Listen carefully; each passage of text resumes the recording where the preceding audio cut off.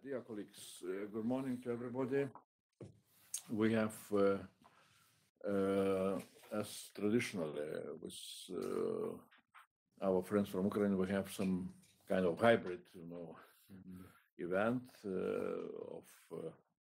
we're calling it United for Ukraine platform, and it's really a pleasure to see you physically, but also we have quite many people online, and today really it's pleasure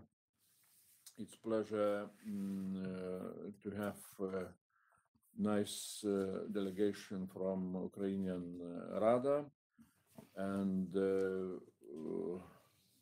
Oleksandr KORNIENKO, vice president of the parliament, and the whole team. Maybe and ambassador, of course. Pleasure to see you. I would say that we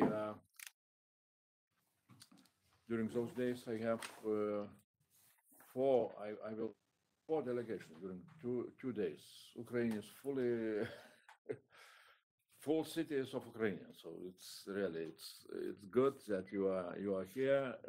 Of course, we are supporting in all our capacities with all our efforts. We're happy that even our friends in Germany made a decision, started to behave better, I would say. So we're happy for those news which are coming, and of course what is happening in Ukraine is crucial, for all the European continent. Your defense, your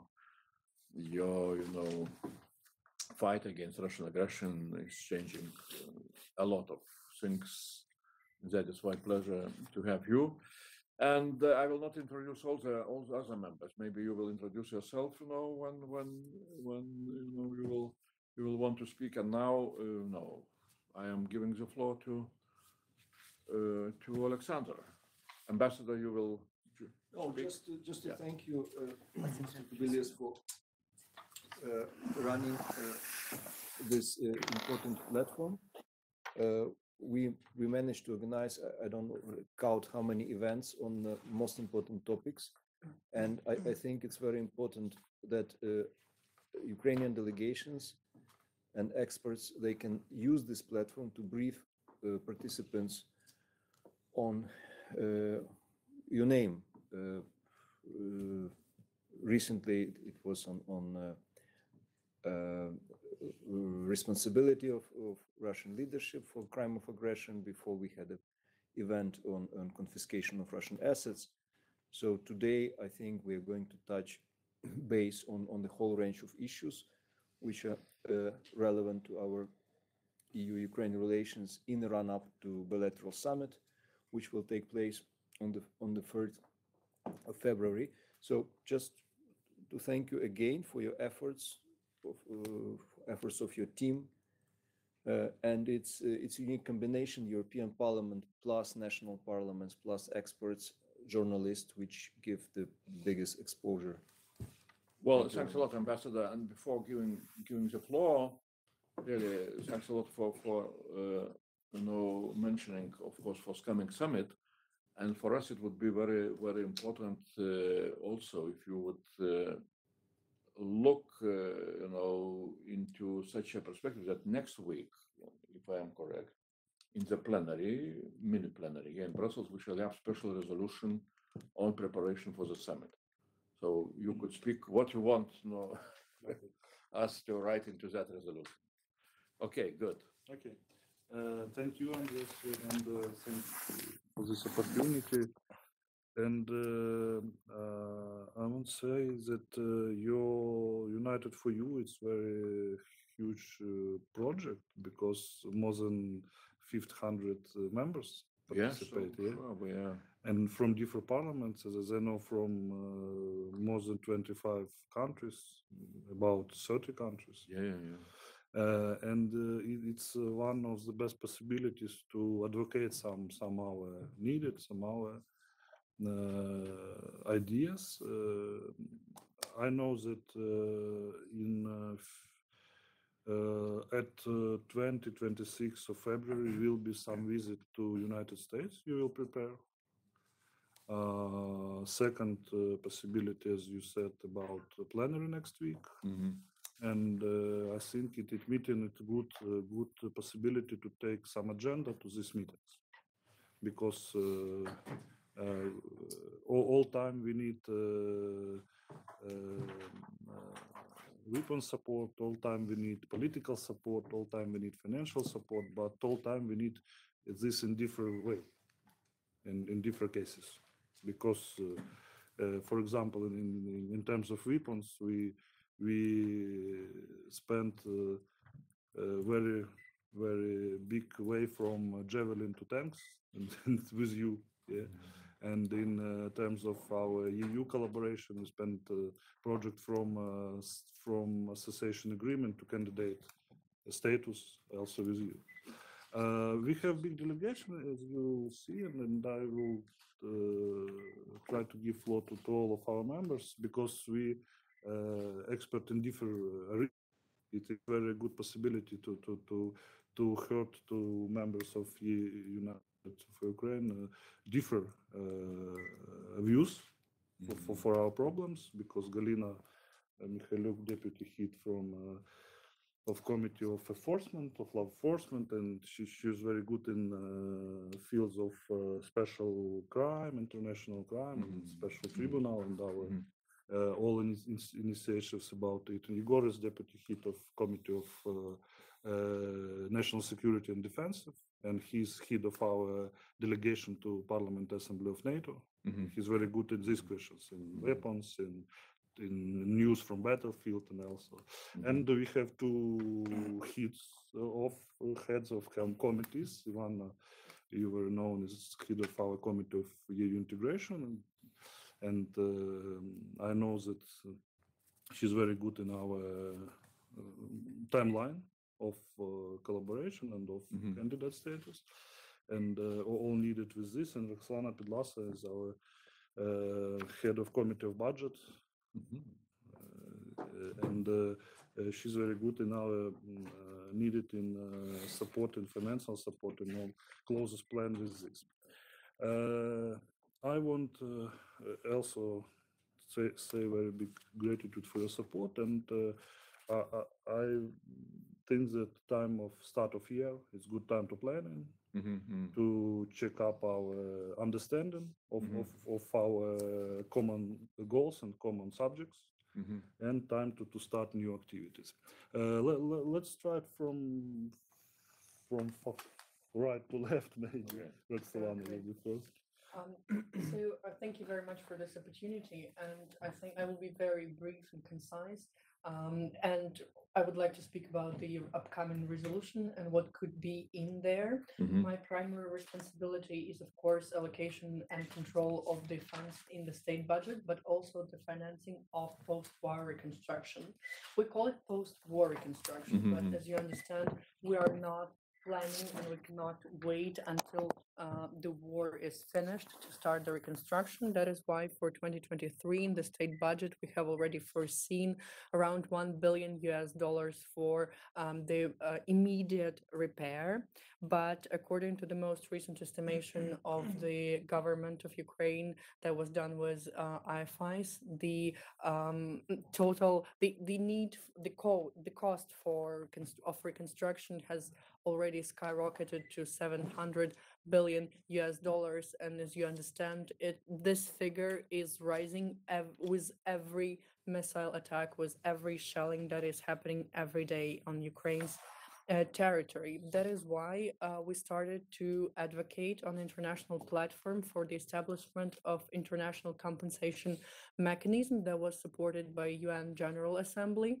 The idea is that we shall aim at confiscating frozen Russian assets, both belonging to Russian state and individuals that are supporting Putin's regime or aggression against Ukraine.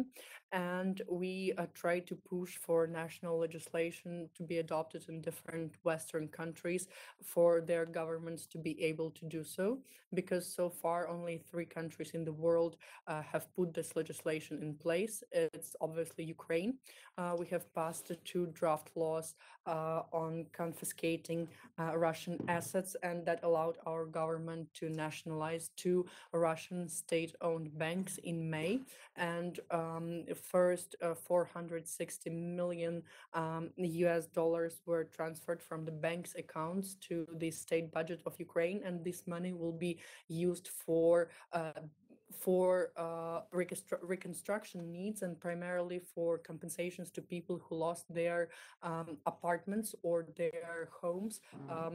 They will receive this money in some sort of electronic certificates. Also, Canada passed the relevant legislation, and they started the first seizure procedure. As you may have heard, they are trying to confiscate 26 million Canadian dollars from one of the oligarchs in favor of Ukraine. And of course, the Biden administration backed the idea that some of the assets could be confiscated and passed to Ukraine and for Ukraine's reconstruction needs. We already heard that Belgian parliament will be considering a draft law about the confiscation of frozen assets, and maybe we could include that into a resolution and call upon member states to make it a pan-European thing. Well, thanks. Maybe we should go, first of all, your presentation, then our questions and discussion. Okay. And I am appealing to our online colleagues from different parliaments. Okay. If you would like to ask the question, maybe Katya, what's arrangement? Chat?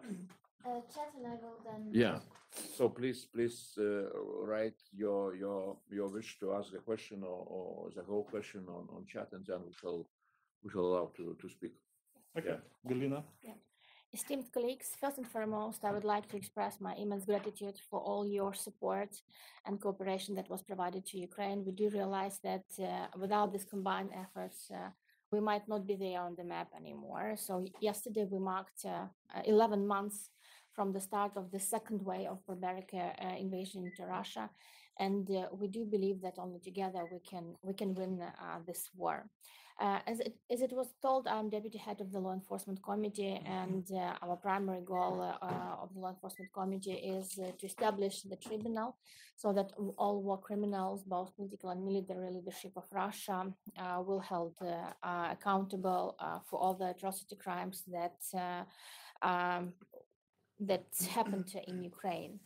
I should say that as of today, the Prosecutor General of Ukraine has already recorded more than 65,000 of crimes of aggression and war crimes, more than 70,000 of crimes against security, and we have already 700 suspects that include both military and political leadership of Russian Federation.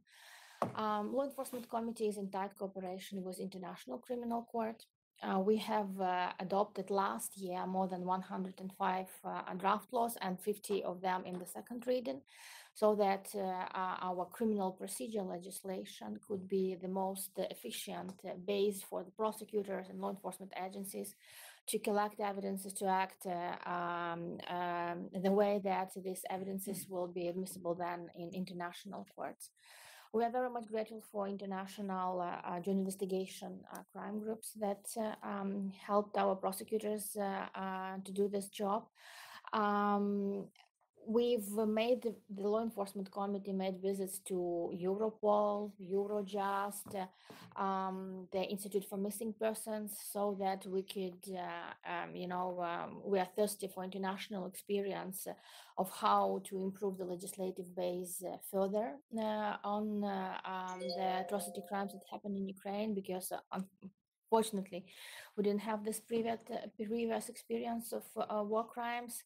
But we do realize that we need to push some countries for the establishment of international specialized tribunal, because ICC cannot, consider dozens of thousands of cases. It will be completely overloaded, and of course, it doesn't have the jurisdiction over crimes of aggression.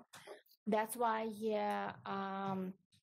we are very much looking forward for your support, for support of your countries in this idea of establishment the tribunal, and we are looking forward for cooperation. We are very much transparent. We make sure that when we adopt this draft laws, the international partners, they provide their expertise, recommendations, if they're happy or not with the norms. So it's like ping pong when we draft the legislation I should say that last year we had to criminalize a number of actions, and we appear to be in top 3 committees in the Parliament of Ukraine on the amount of adopted draft law starting from this 24th of February. I'm open for any questions. Looking forward. Thank you. Thank you. Thank you. Yeah. Dear colleagues, my name is Igor Chernev. I'm deputy head of the National Security Defense and Intelligence Committee, and also head of the delegation to the NATO PA. And I have 2 scope of my work. First, it's weapon, and second, it's also weapon. Our perspective in NATO. Thanks God, yesterday was made a decision by Scholz about Leopard 2, and I hope that this decision will be implemented in the nearest future, and it opens for us new opportunities with other countries, because we're talking about tank coalition. So I hope that other countries will provide us or deliver to us as soon as possible their things, because we understand that this year, unfortunately, maybe will be even more difficult than previous, because Russians have learned lessons, because they shift their strategy from blackmailing and blitzkrieg to war of attrition. So resource will means everything. How many resources do we have? How many resources they have? So that's why, and we understand that they are preparing for new offensive operation. We have a data that they are mobilizing battalions and battalions, brigades by brigades of these people, of new soldiers, and we still don't know what will be the new direction of their attack. But we are preparing for this from any side, from the north, from the east, from the south, and we have to be prepared to our counteroffensive operation. That's why we need more armed vehicles. That's why we need more tanks, Leopard 2, Abrams is other one, and to move forward and to deoccupy these territories.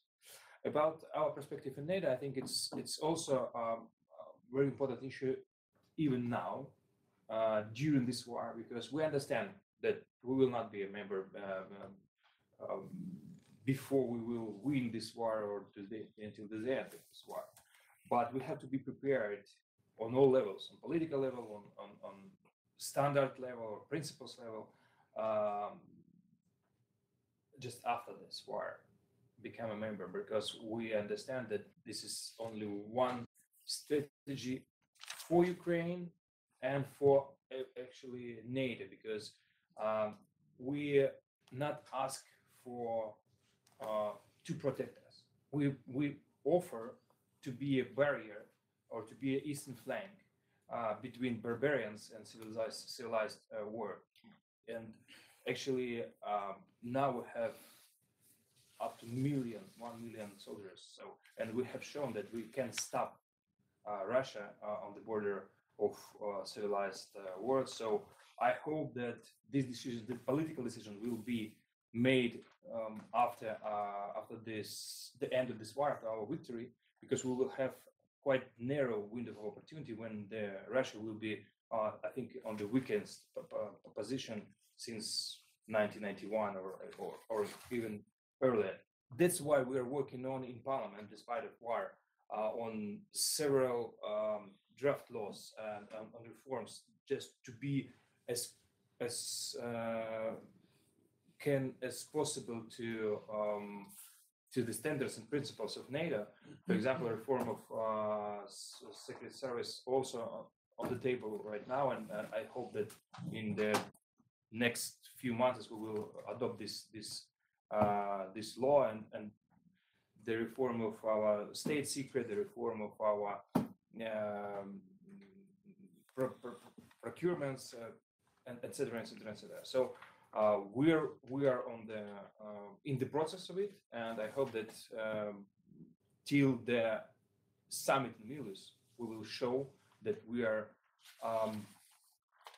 quite close in principles and standards to other member nations in NATO, and we are ready to have at least be invited. We understand that we have to do our homework, but we really hope that something will be in Vilnius. Thank you. And Ivano?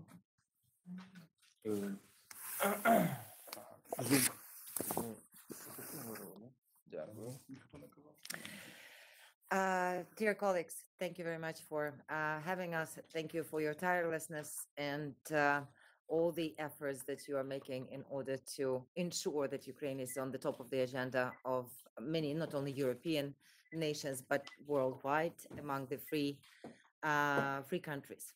So we all know that the war is ongoing already 9 years, and it only took it to another level a year ago. And we appreciate that the European Parliament has been standing with Ukraine over this period of time and has been always showing the leadership in terms of how the political framing of this war, of this first, it was seen rather as a conflict, and now is being seen by also not only the politicians and political elites, but all societies. We appreciate that. Obviously, right now, from my perspective, for us, besides the continued efforts of survival and winning the war, and thus obviously working on all of those priorities that colleagues have mentioned, first and foremost on weapons, sanctions, and financial support to Ukraine. It is important for us not to lose this really historic chance that with your support, with your engagement, we have received as a candidate status. The candidate status, as we all know, was accompanied by 7 conditions from the European Council and from the European Commission.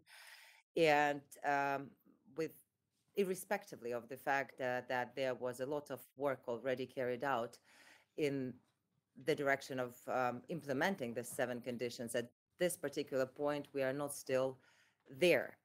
And we need additional engagement and feedback, I think, from our colleagues from different institutions, including from the European Parliament, including from the European Commission as soon as possible, in order to understand how we can really ensure that by the time that the assessment is done in the enlargement package in October of 2023, we will get a positive assessment. That would open the doors to the accession negotiations. And there, besides the work that Ukraine has to do, definitely additional advocacy efforts will be definitely needed. And we are counting that we can unite forces in that direction together, and we can work on this.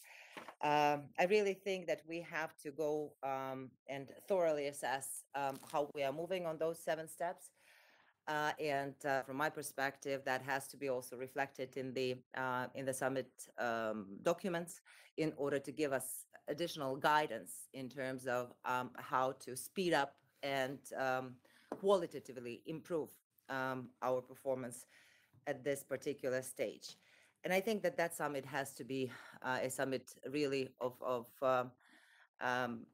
unity and of honesty, of common effort and common future. And that is probably the major kind of outcome that has to be put as a framework for that EU-Ukraine summit. That is definitely very important, because Ukraine is, and as we all know, Ukrainian armed forces, Ukrainian defense forces are protecting not only the sovereignty of the land and of the people of Ukraine, but definitely also something that we believe in. And many of you remember that during Maidan and Revolution of Dignity, we had this slogan in the center of Kyiv that freedom is our religion. And thus, this is the war between the autocracy, between the dictatorship and the free world. And on this way, fighting for the free world, we have to ensure that democracy is also preserved within the country. Two more things that I wanted to point out, and I didn't hear them being raised lately. Obviously, when the first waves of all country attacks in October have been hitting many of the Ukrainian cities and energy infrastructure. At that point, it was kind of a mobilization of all the resources in order to help Ukraine to deal with this additional new challenge of terror against Ukrainian civilians. At this particular point, my assumption from many discussion is that somehow that problem has been succeeding in the minds of people among our partners. This is not the case. We still need huge support in terms of repairing our energy infrastructure. We still need transformers. We still need auto transformers, circuit breakers.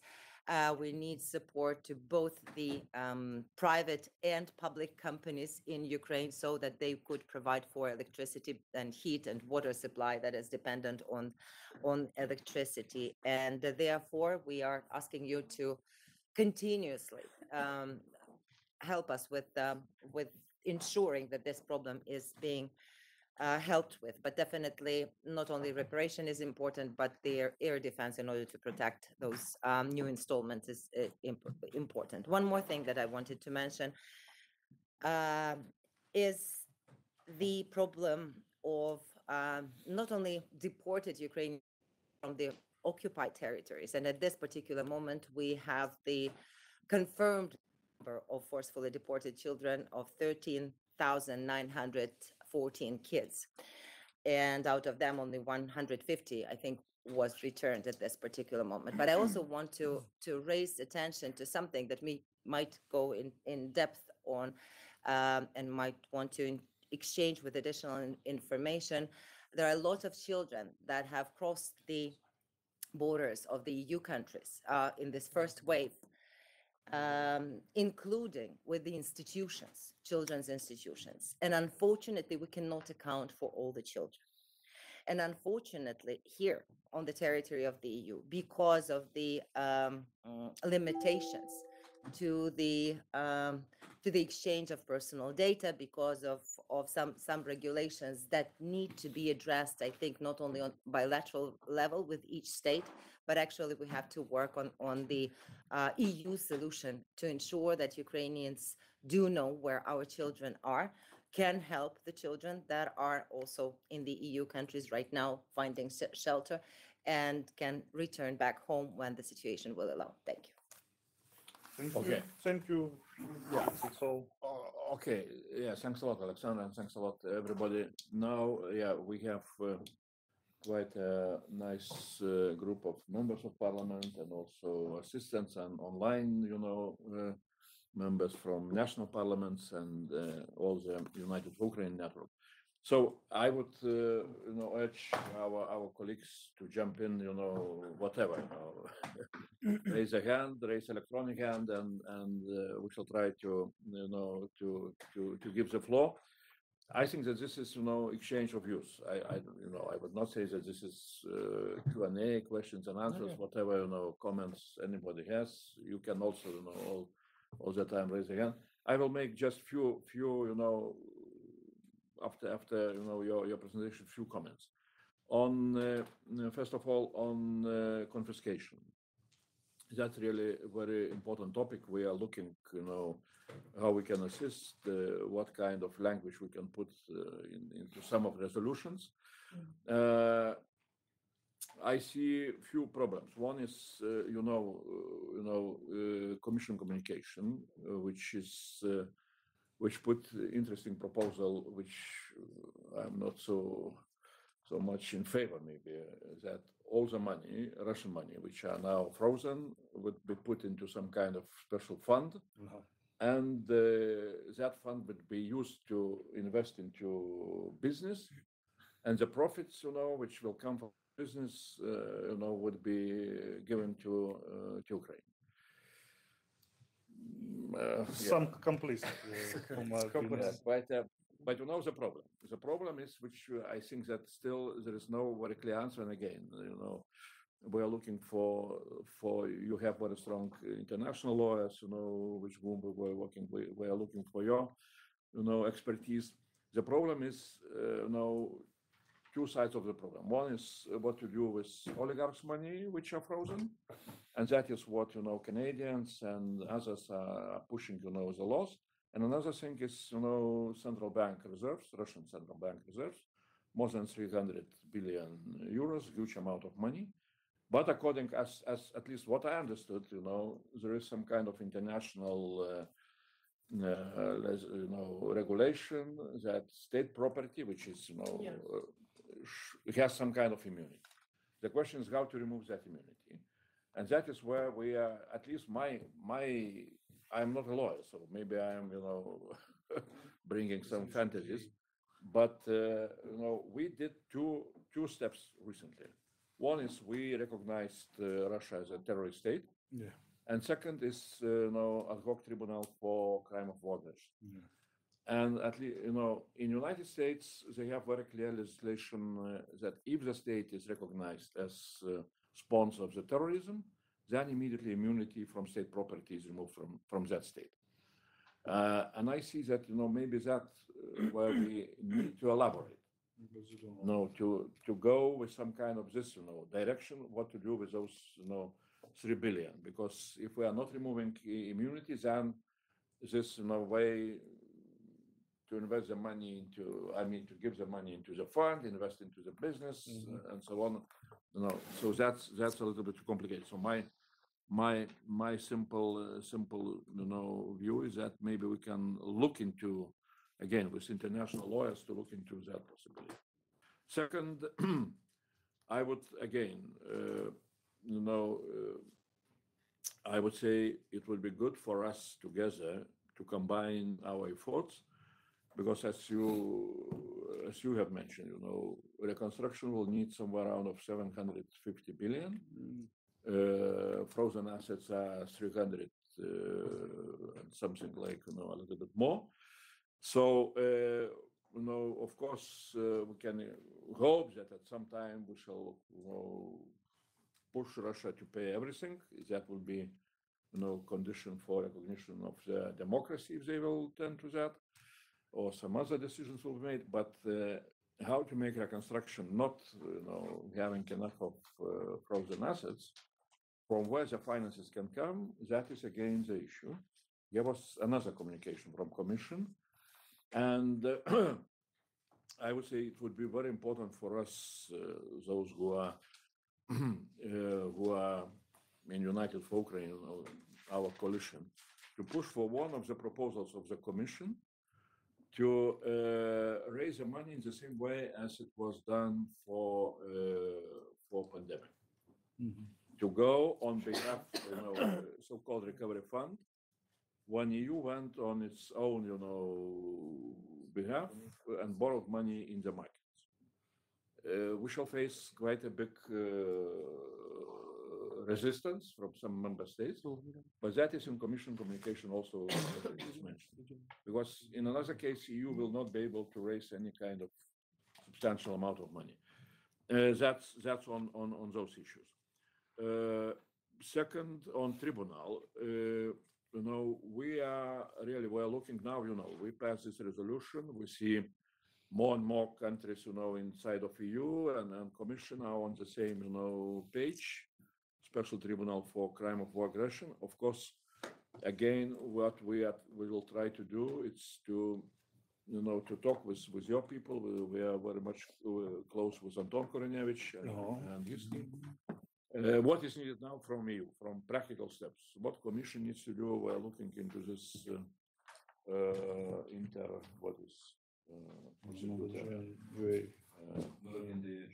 Commissioner Rangers. Yeah, but creation of this, prosecutor bureau, and so on and so on, why you can be of a value. Now on military things, I will not speak. Maybe Rasa, whatever. We're very happy with Leopards.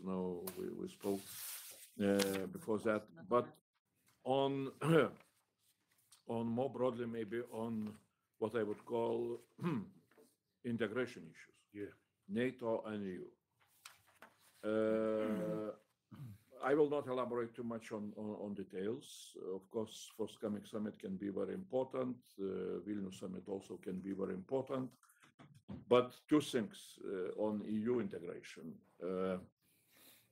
I think that it would be really very important. We need to concentrate our efforts to get, clear decision from EU side to start negotiations during this year, because next year it's election year, new commission, and so on and so on. We need to use this momentum, to have something real, and and perhaps, as we understand, the summit will bring some language on integration towards single market, which is again very important, very crucial.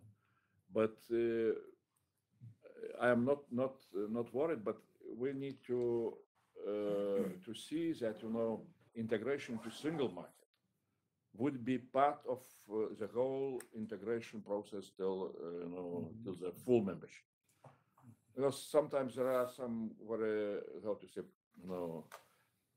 clever bureaucrats who can try, to sell you integration into single market without, without negotiation on full membership. So that would be very important, and would be very important. And I see, and here I conclude, really to keep some kind of geopolitical will for full integration, EU and NATO, and to speak, very, very geopolitical language.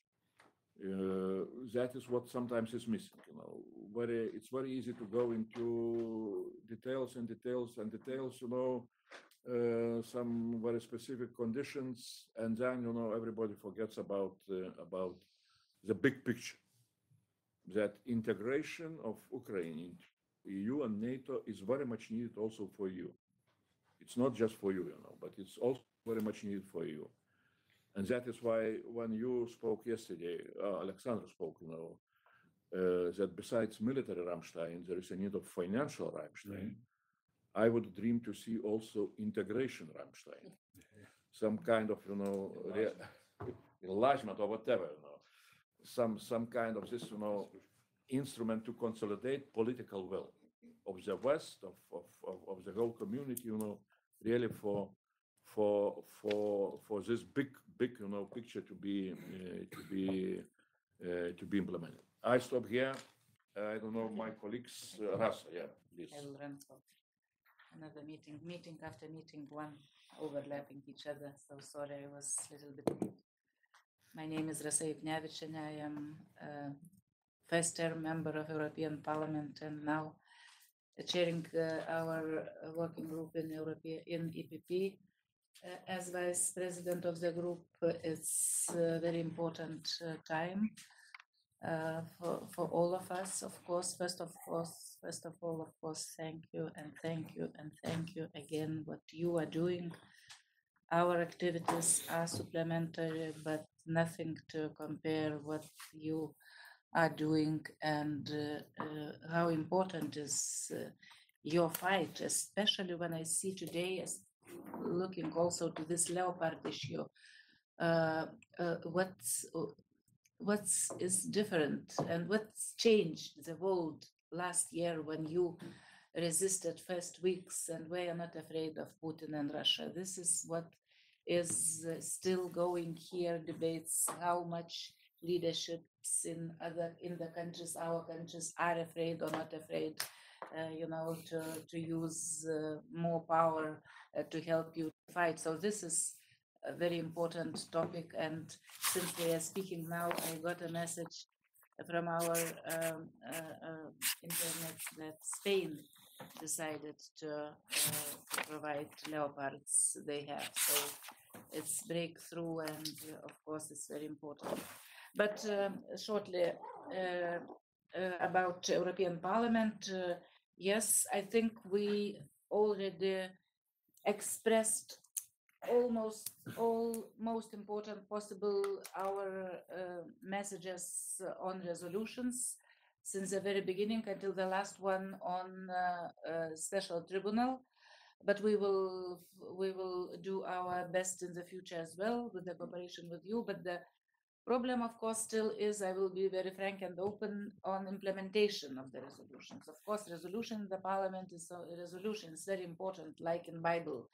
In the first, it was a word, but we have to implement it. And here I see, you see in the parliament, you have yesterday meeting with one group, another group, formal and informal groups of the members of parliament. It's very good.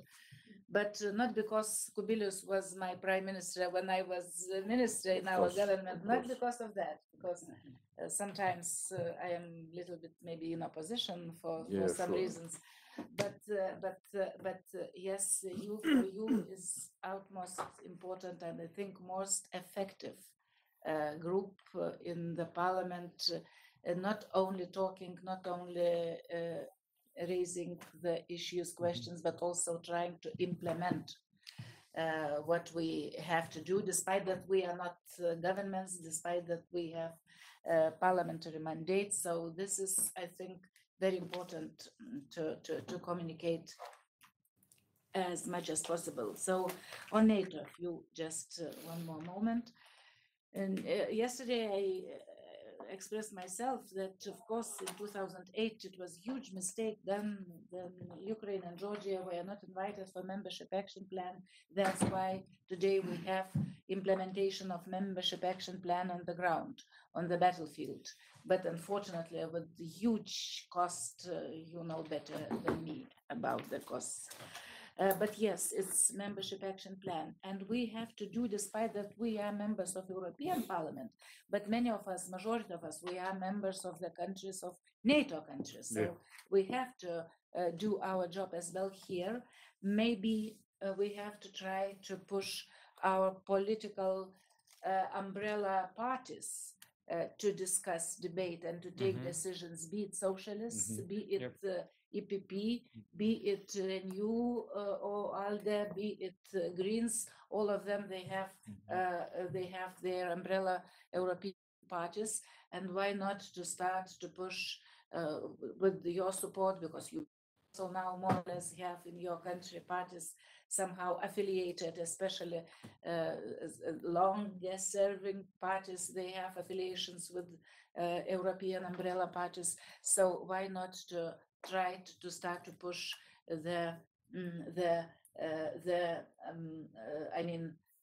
on their resolutions or their some kind of white papers to decide to push the governments afterwards.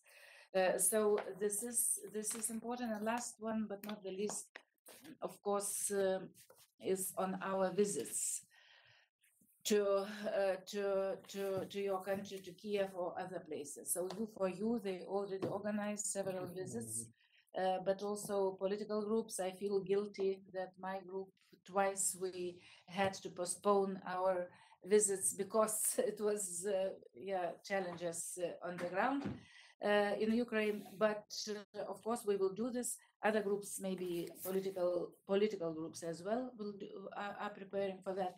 How important they are, those visits for you, and how to do them more effective. Not just, taking photos, selfies or somewhere, or just it's also important, of course. We see that it's very important to invite people, they never been to Ukraine. it's very important to invite people, maybe they are not related with foreign affairs. It's very important to invite or to have in the groups people they maybe will be more engaged in the future. So I think your advice is very important, how to have the visits, especially of members of parliament, more effective, just not war tourism, which is not acceptable at all. We need to go to Yeah. another meeting with Ivana and Yeah. Roxolana. I want to say one remarks on this. It is very important to be personally in Kiev, in city near Kiev, and especially for your colleague who has not so strong position as you. Yeah. Maybe you have colleague with some insomnia position, or from countries with strong Russia propaganda. We all understand what country. And for that cases, it's very important to see by their own eyes it atrocity, situation in Irpin, in Bucha, and Borodyanka, and other cities. If they want, we should go to battlefield. It's possible, but it's hard. At Igor, it's a good guide to go to battlefield. Thank you very much. Any direction. Go, but they lost. Okay. Let's continue. Thank you. 10 minutes and the questions from them. I'll put Ah, my I have, I have Alexander left. Maybe you can try to answer. I have one, I see two questions from the same journalist. So I can read it. Dmitry Shkurko from National News Agency of Ukraine.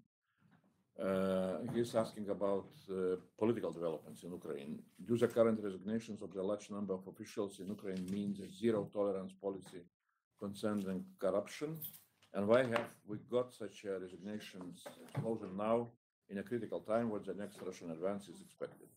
And second question, can you clarify what means of control are set in Ukraine, including the parliamentary ones, to ensure the efficient use of funds provided to Ukraine by the EU and other major donors? So, yeah, general questions, but Yeah, I can start. Maybe Galina will continue. First, about the recognition, I think this is a resign of these officials that we have last days. I think, and unfortunately, some of them was fired because of corrupt scandals. But I think this is a good signal that anti-corruption system is working. I always say so. So it means that nobody will be nobody will corrupt without punishment. So finally, from the NABU, NAZK to the special court, the system is working, and there are no any position in our power that cannot be investigated or cannot be punished if they are guilty. About the second question, the control of assets. Well, I can divide or split my answer to two points about weapon, because I'm a member of the special commission in the parliament who are investigate what is happening with weapon from the beginning of this war, because as we all know that Russia tried to use this informational campaign against our partners, against Ukraine, that we use improperly some weapon, or this weapon can be found on third markets or something like this. First, we implemented the lock-fast system, which is the system which NATO countries use to for logistic of the weapon. And we are open and we are transparent, and we have a report about what is happening with weapon from the country which provide us to the front line, and our partners can just check it.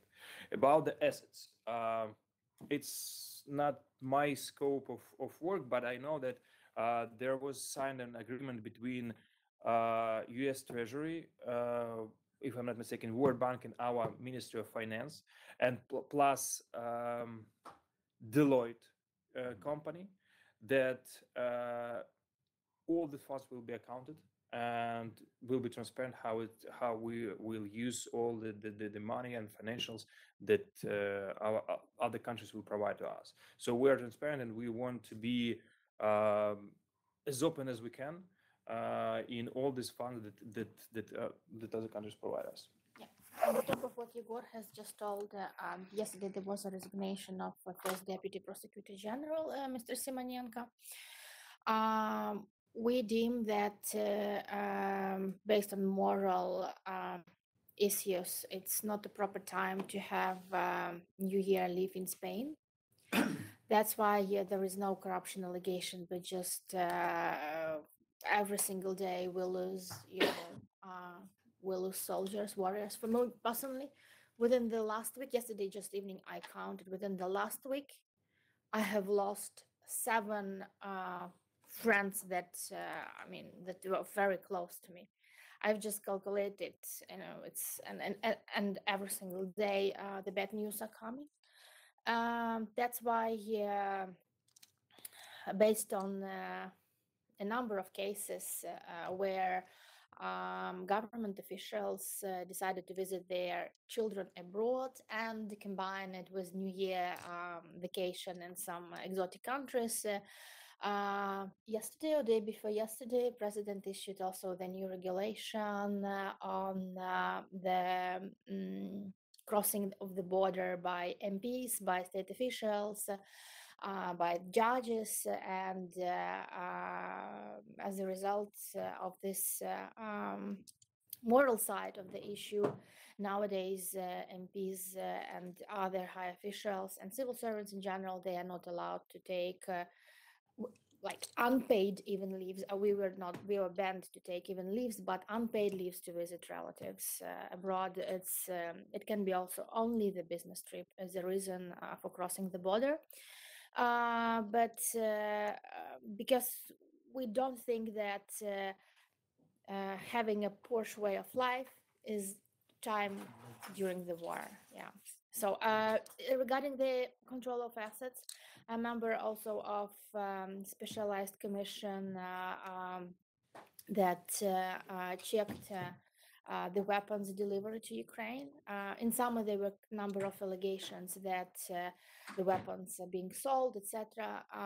So the special commission was established in the Parliament of Ukraine.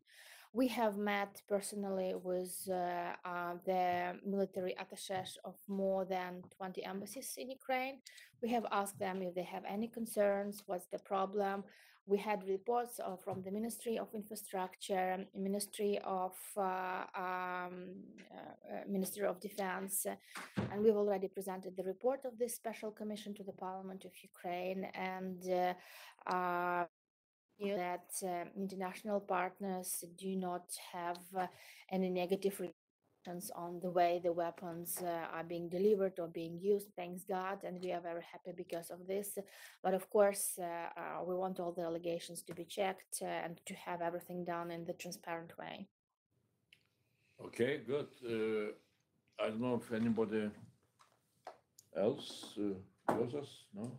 I enjoy your position, what you said about our efforts try to support, and what Rasa asking about how to better organize our visit and context between the different political groups and different members of European Parliament, because I think that this our active Parliament members group is one, but another is that to have a good contact with different committees. I think once before we discussed about there may be stronger communication between the different Rada committees and European Parliament committees, and another committee also to have some contacts. And the last but not least, it's what Ivanka mentioned about the situation with children in our countries.